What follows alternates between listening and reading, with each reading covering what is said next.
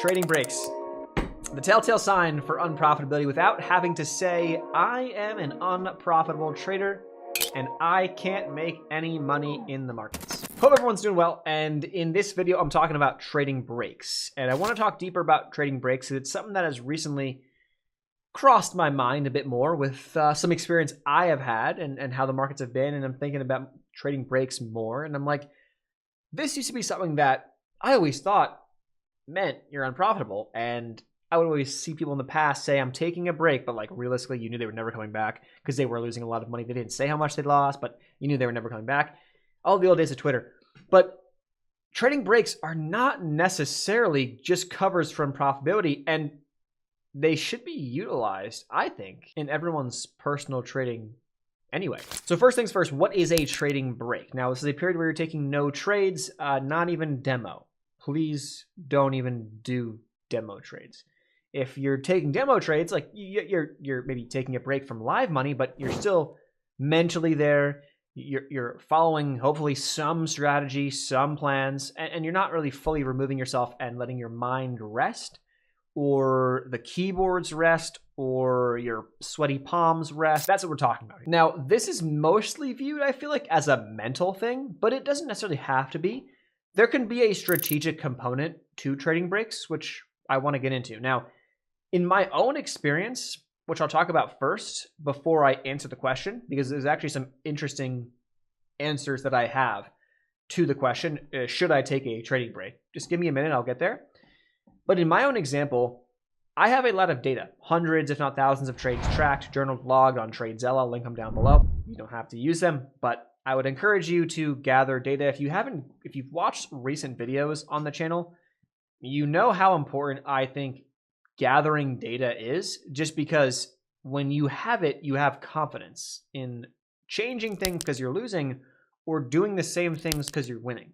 And that's like massive. That's massive when it comes to this whole game. So when I see through my data that specific times of the year are not necessarily the best for my strategy and not super profitable for this strategy that I trade, do you think I want to trade or sit at the desk every single day and come to the market and say, let's see if we can force something today? Like, no, I'm not, because it doesn't make sense. Like, you are putting energy into something that you already know has a higher probability of losing you money than making you money. Is that smart? Probably not. The other piece is when we're riding waves. So we're riding a winning streak or a losing streak. We're getting absolutely destroyed in, waves are crashing. We're at the break point. We can't get up. Every time we try to get up, we get hit by another one.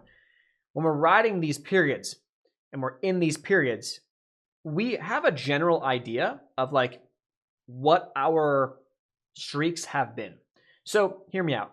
If I know that the most green days in a row I've ever had was 6, and I just had my 10th green day in a row, or I know that I on average make $2,000 a month, let's say, from trading profits, well, what I'm going to do is see the past 4 months of making $5,000 each month and go, whoa, that's a lot. Let's maybe pull out while we're ahead here, take a step back, take a breather if things are starting to mount mentally and we're like getting a little, riding the high horse, we're feeling really good, but we got to take a step back because we know that we're one trade away, we're one decision away, we're one little slip up away for letting everything unravel underneath us that we've built the past months, years, and potentially even longer for some.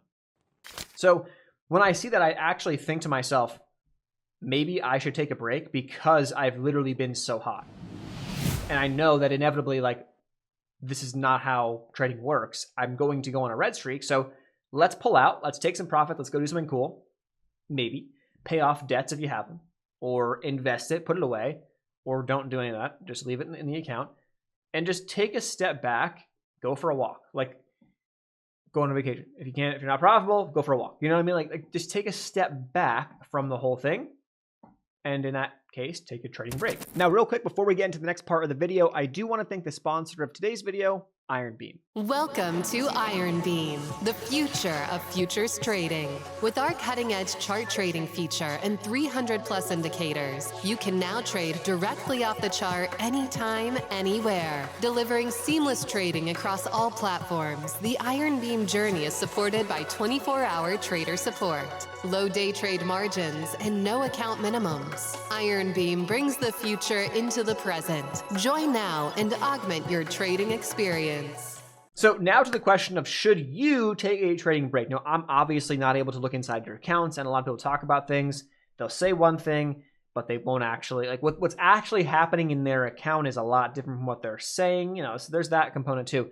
But here's my thoughts or advice from at least my experience of the past like 5-ish years of trading. The first question you should ask yourself is, am I on a losing streak? If you are on a losing streak, that is not the reason why you should take a trading break.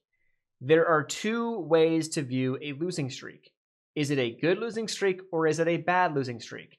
An example of a good losing streak would be, I trade one strategy, I do the same things every single day, every single trade, and I have lost 6 in a row. Okay, cool. I know that at some point, we're going to flip, the market's going to move, we're going to oscillate back, and maybe my strategy is going to start working again, and I might have 8 in a row that I win, or I might go on a run of, out of the next 20 trades, I might win 16 out of the next 20. And I'll make it all back and more if I have good risk management. Losing streak that's bad is when you're doing breakouts one day, dip buys the next, opening range break, this, that, blah, blah, blah, bullshit swings, day trades. Everything is jumbled in.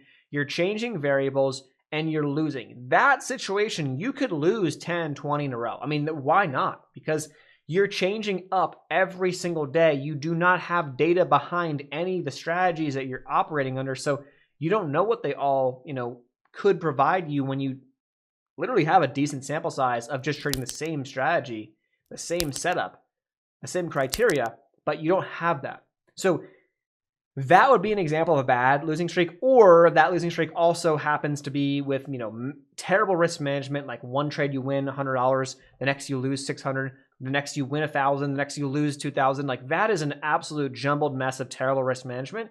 So you have to be able to kind of step back and look at what you're doing and be like, am I actually losing here normally, or am I losing and is it because of things that I am doing that I can control? If you're losing because you can't control it, fine. If you're losing because you can control it, not fine. Oh my God. This little guy on the floor absolutely just ripped ass in front of this. Is so gross. Next component beyond losing streak is mental load. Sounds kind of weird, but when it comes to the mental load question, you need to ask yourself, that is predicated on the fact that we at any given time can blow it all. We are one decision away, literally one decision away from giving everything back. And what I mean by that, I don't mean that in the means of like, oh, like I could take a trade right now on oil and not put a stop loss on it and it can go to infinity and I can get fucked. Like that's not what I mean. That's not what I mean. What I mean is that if you do one little thing right now, the snowball effect of that, of not respecting a stop, moving this, or not taking a trade that was like to your strategy, could end up unraveling you little by little and then lead to the ultimate downfall of your account. So if you have reasons to believe that you have a lot going on up here and your focus cannot be what it needs to be to actually execute in the markets, well, then that is a reason to take a trading break, in my opinion. Could be personal stuff, could be professional stuff. It could be a whole list of reasons. Like the list can go on and on. It doesn't really matter what the list is. Like breaking up with a girlfriend, or you could have, a death in the family, or like it could literally be anything.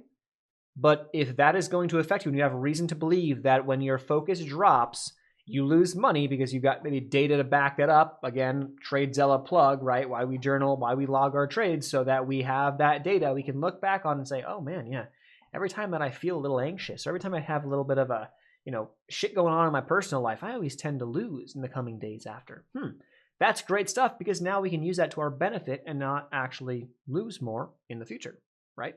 Makes sense. Now, this can also be applied in a good way. So, for example, if you are taking a trip or you want to plan a trip and you want to be present, enjoy it. Like, if you know that you need to be focused in, and if you are on a trip or if you're doing this or doing that, like, you can't be focused in and you want to be present with that, then do that. Like, that's great. Some people will always get all up in this, and like, dude, the reason why you probably are trading in the first place is because you want the freedom.